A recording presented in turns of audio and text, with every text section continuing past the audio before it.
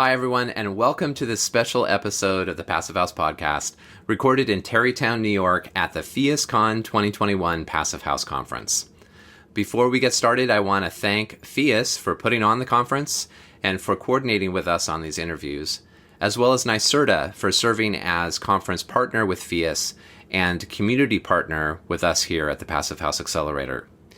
Thank you, too, to Rockwell North America. Their generous support underwrote all of these interviews as well as our coverage of the conference.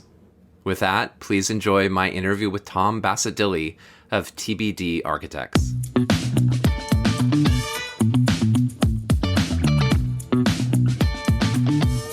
All right, welcome. We have Tom Bassett-Dilley of TBDA with us here to talk about the conference, talk about his work, and I'm really excited to have a chance to chat with you.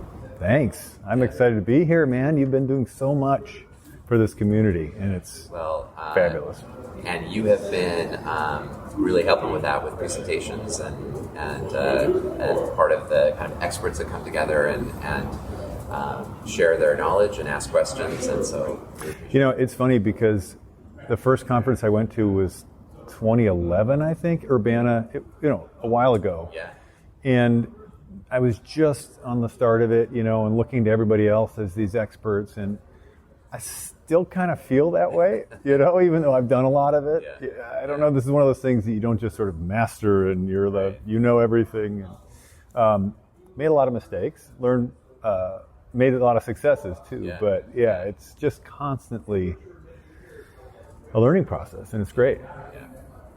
So you just won a couple of awards. Tell us about that. Well, it's funny. Last night they said they created an award, the Institutional Retrofit, and I thought, we're probably not a lot of those, Right. So created an award for your award for our project, in order to be able to award it. I know. That's the second award for that project. We got an honorable mention also in the Source Zero. So it's a Source Zero project, which is a really interesting thing in Illinois. There's this Clean Energy Community Foundation that awards grants to nonprofit entities or municipal entities that want to pursue net zero. And they used to award it for just LEED, and then eventually they raised the bar to LEED Platinum. And now we have to be a net zero building, and you have to get either Phius or Living Building certification.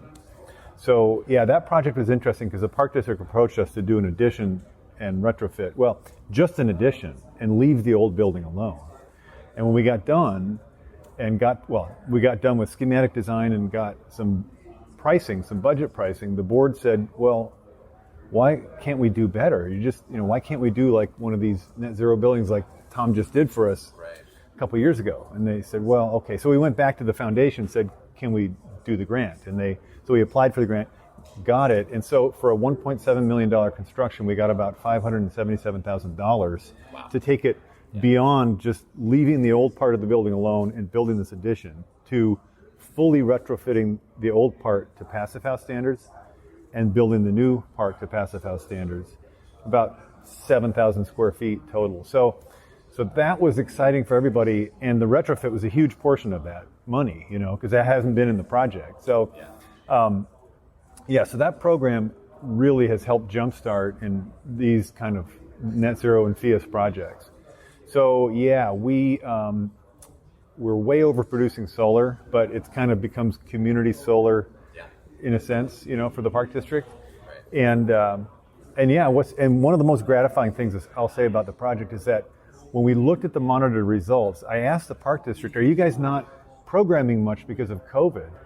And they said, no, it's just the opposite. Because this is a passive house and the air quality is so good, we're shifting our programming to this building because everybody wants to be in it. And I was like, that's so nice. Yeah. And, it's true. When I go into all the passive house buildings we've done about, 10 or so at this point. I always notice the air quality and it just smells better, And so I'm finally doing my own house this year, a decarbonization project. And that's a retrofit, which is the other presentation I made at the conference. And I'm not quite taking it to Passive House standards, but Graham and others are talking about what should that be. And so this new pilot program for retrofits. Graham Wright of Phius, Yeah. yeah, who was on the panel with me yesterday remotely. Unfortunately, I wish he was here in person. But yeah, so I am getting the ventilation. I am getting the continuous insulation. So I'm hopefully going to have one of those good smelling houses here pretty soon. That's exciting. Yeah. Yeah. I don't know if you saw the Rocky Mountain Institute report right after COVID started, and everybody's inside and cooking and all this kind of stuff, and they're reporting on gas cooking and the toxicity of it, and basically saying, the EPA regulates air quality outside, but not inside, and it's more toxic in homes where you're doing a lot of cooking, you don't have good ventilation, which was my house, 1919.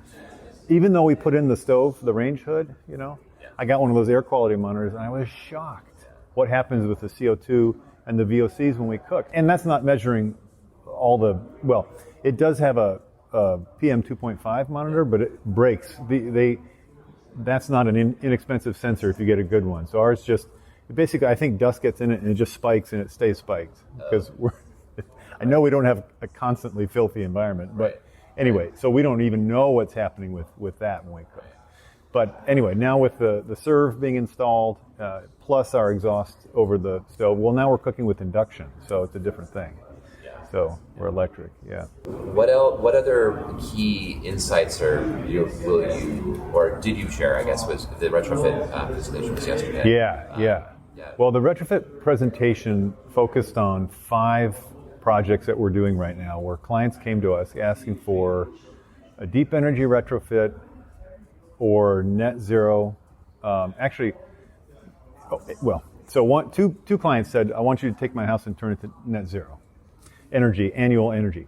One of those was a Frank Lloyd Wright house in Oak Park, where I live, which was like one of those oh my God, what are we going to do with this project? Yeah, that's kind of amazing. Yeah. And a flat roof, so we can hide the solar. Basically, you don't see it from the street.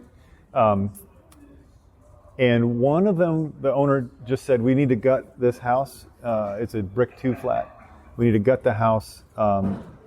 Because the previous people had let it really deteriorate, and it was smelly and deteriorating, and all the finishes were bad. So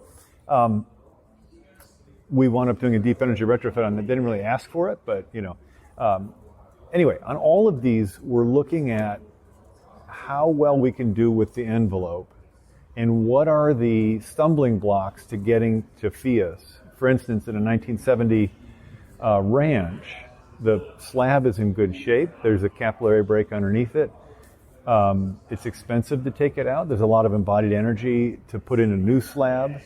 And when we looked at the energy difference in terms of solar panels, it was 7 solar panels if we did our kind of good retrofit. 7 less solar panels if we took it all the way to passive house, which would require removing that slab and insulating. Right. So we're looking at all these projects in terms of what are the difficulties, what are the in these different typologies. Frank Lloyd Wright is an outlier, but my house, a 1919 frame bungalow, I think there's a lot of those around, or houses similar to that. The brick 2 flat in Chicago, that's a typology that just throughout the whole city.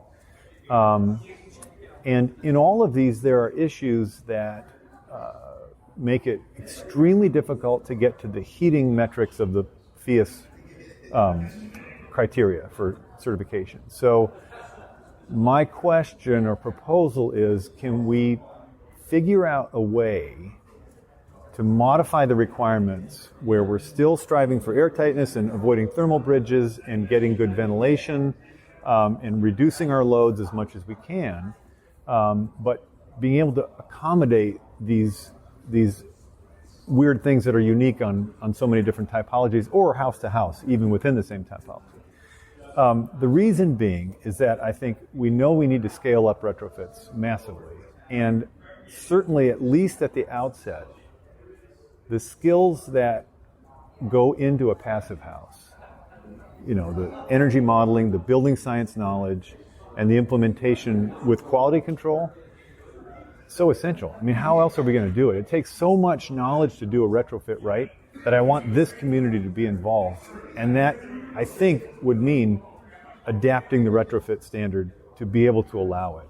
Right. Now, I think it's going to be a little bit of a challenge for Phius staffing-wise, because I mean that takes a lot of time and energy. But when we calculate, we look at the 3.37 million housing units in Chicago. That if we need to retrofit, let's say 2 million of those before 2050, to like 60-70% energy reduction, that's 190 houses a day from now until 2050.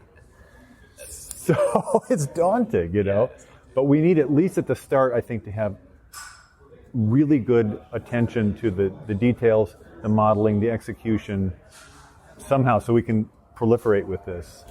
Yeah, Graham's presentation on our panel yesterday was really fascinating. Where he started from is like, what is the ideal? So it's like in the passive house world, thinking about it from like a living future living building challenge kind of thing. Like, what is the ideal? Ideal building. The building is like a flower. It provides, anyway, from an energy standpoint, he said the ideal is that there's zero carbon throughout the entire supply chain of this building. All the materials that come, all the people that work on it, all of its operation. So that's where we want to get to. And so if you're weighing the carbon content of your interventions, I mean, this is where I start thinking about that slab. Right. And I know from a dollar standpoint that I'm money ahead to put those solar panels on and not tear out the slab and do, some foam insulation and some, I mean, there's no question I'm dollars ahead, but I think I'm also probably carbon ahead. Right. But I haven't made that calculation to say that with confidence, but that's, I think, where we're kind of going to. Yeah. And, it's funny because the 5 projects I presented, there's like a McMansion from 2000. This woman, she's a young doctor, and she called me to say, I want to go net zero on this. I'm like, this isn't going to make financial sense. She said, I know. I don't care. I want to do this for moral reasons. And I'm like, wow. So we are so fortunate as a firm to have clients like this, The Frank Lloyd Wright one was fascinating because it was kind of similar. It's like, I want to show people who have income that you can live better with lower carbon. It's not about giving up things. It's about, one good example is in the last polar vortex we had, she couldn't get her bedroom above about 53 degrees. All these, it's just ringed with these gorgeous single glazed windows, which are just condensing and it's ruining the structure, So first thing we did, phase 1 was interior retrofit storm windows, which the contractor was restoration contractor, done a lot of Frank Lloyd Wright work and beautiful craftsmanship, seamless, fairly seamless, with the existing and these little hidden, neoprene gaskets, and So, so we're doing basically a 5-year on that one. And that's the other topic that I wanted to throw to Phius is like, can we figure out a way to make this retrofit standard allow for phasing? Because some of the work, I think, should be when things get to the end of their service life. Right. Which is the classic, it's so much more cost effective to do retrofits in that manner. Yeah. But right now our standard doesn't allow for phasing. Interfit does, I think. I haven't had experience with it, but so I think these things are coming and coming soon, and I'm so keyed up to have this community attacking this problem because there's a lot of that knowledge here, and cold climates for sure. It's what we got to do. Yeah, here. Well, Tom, this has really been a great conversation. I appreciate your time. Thanks. Is there anything else you want to add before we close up? I guess just one thing. When Eric was talking, he wasn't talking as a DOE guy, right. But from the Building Science Boogie Band. Exactly, the Boogie Band. I just, during that whole session, there's a different energy to this conference. And it's not just because of COVID and the break. I just feel like with our weather events of the last year, I mean, it's like, it's more than a sense of urgency. You know what I mean? The Illinois Green Alliance gave me a nice award, the Emerald Award, which they give every year. A few weeks ago in Chicago, and on the way there, I had gotten home from being out on a trip. There were like crises going on my project. There was a plumbing clog that I was trying to deal with, and I can't take a shower, so I'm driving off to the award. We get rear-ended on the way there. You know what I mean? It's like, so we get to the party, and this wonderful, and I give an award speech, and I'm saying, I think it's a perfect metaphor for an architect working on climate change. Getting rear-ended on the way to the party. It's like climate is going to hammer us, and we have to just keep going to the party. So that's kind of what I'm feeling here. It's like, oh my God, but let's keep doing it. So anyway, so thank you.